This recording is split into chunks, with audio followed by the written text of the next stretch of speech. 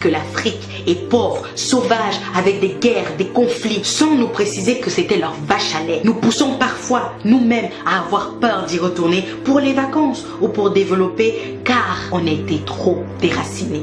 Ils nous ont dit, ton histoire n'existe pas ou plus, et ils ont écrit des mensonges sur la leur pour mieux le vendre à leurs enfants, mais surtout pour dominer celle des autres, en passant par le royaume de Soundiata Keïta, de Mansa Moussa, l'homme noir le plus riche de l'histoire de l'humanité, bien avant Jeff Bezos et ses amis. Ils nous ont dit à l'école de retenir le nom de Thomas Edison pour l'invention de l'ampoule, en oubliant volontairement Lewis Howard Latimer et son filament de carbone avec son invention de la lampe électrique.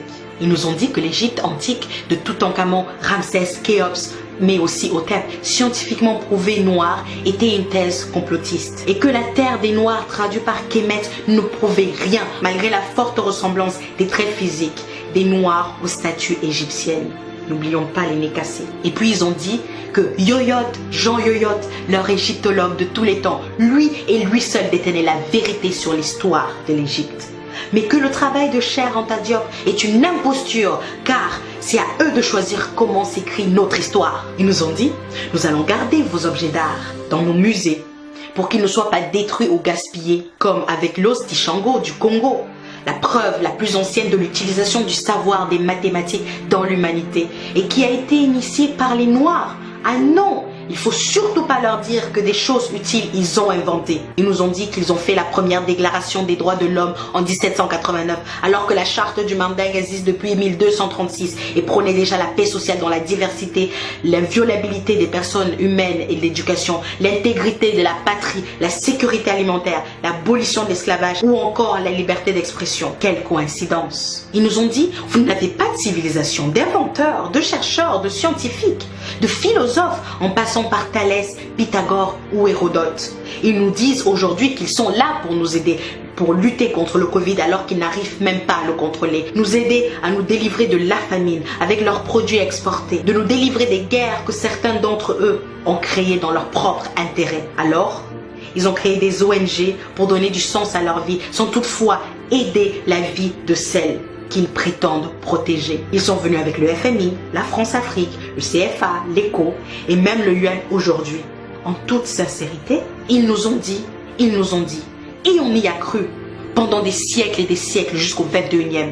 Sincèrement, éperdument, naïvement, on s'est laissé convaincre et on a accepté ces mensonges. Et aujourd'hui, on nous traite de complotistes lorsqu'on veut rétablir l'histoire qu'ils ont falsifiée. Sommes-nous si faibles? Avons-nous oublié les recherches de Cheikh Anta Diop sur l'Égypte antique noire et leurs prouesses mathématiques, arithmétiques, scientifiques, agricoles et en médecine et en architecture, en littérature mais aussi en politique? Avons-nous oublié Madiba Mandela, Angela Davis, Thomas Sankara, Rosa Parks, Patrice Lumumba, Martin Luther King, Myriam Makeba, Malcolm X, Aimé Césaire et tous les autres? Et puis à moi, ils m'ont dit, ça y est, tu as la nationalité. Comme Adama Traoré, ta vie va changer. Et mes origines les ont toujours obsédées. Ils m'ont dit, il faut t'intégrer. Je me suis exécutée et j'ai parfois oublié mon passé. Ils m'ont dit, oublie ton passé pour avancer, alors que c'était juste pour me manipuler. Ils m'ont dit, arrête de parler, de te victimiser. C'est mieux ici comparé aux États-Unis. Chez nous, il y a l'égalité, du moins sur le papier. Ils m'ont dit, ta coiffure ne convient pas au poste. Je suis allée défriser, tisser, les cacher. Ils m'ont dit, ton accent est trop prononcé. J'ai commencé à whiteiser.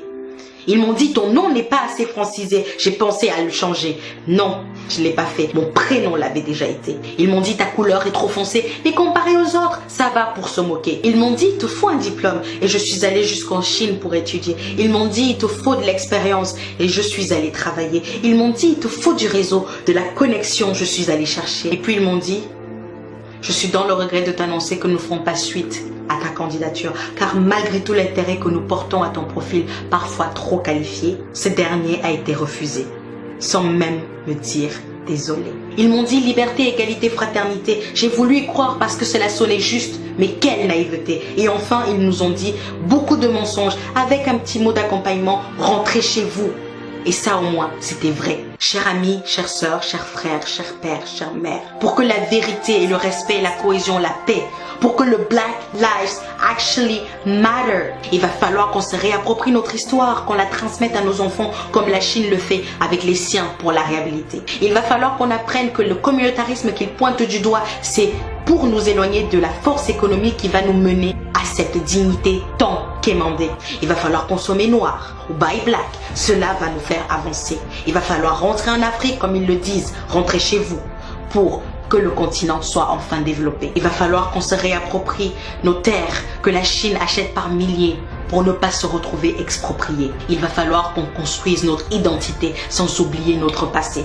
Il va falloir qu'on se réapproprie notre économie avec l'aide d'investir au pays. Il va falloir qu'on ait l'estime de nous-mêmes avec les vidéos de Mukwesa, Grandeur Noire, Pensée Kamik, Lenny Muga, Kemi Seba, mais aussi Crazy Sally et Soudei. Il va falloir comprendre la politique pour s'asseoir en tant qu'égal face à l'Asie. Je parle de la Chine. Il va falloir tous les jours appliquer ce qui a été dit pendant les rassemblements d'Adama et de George, car ce n'est pas fini.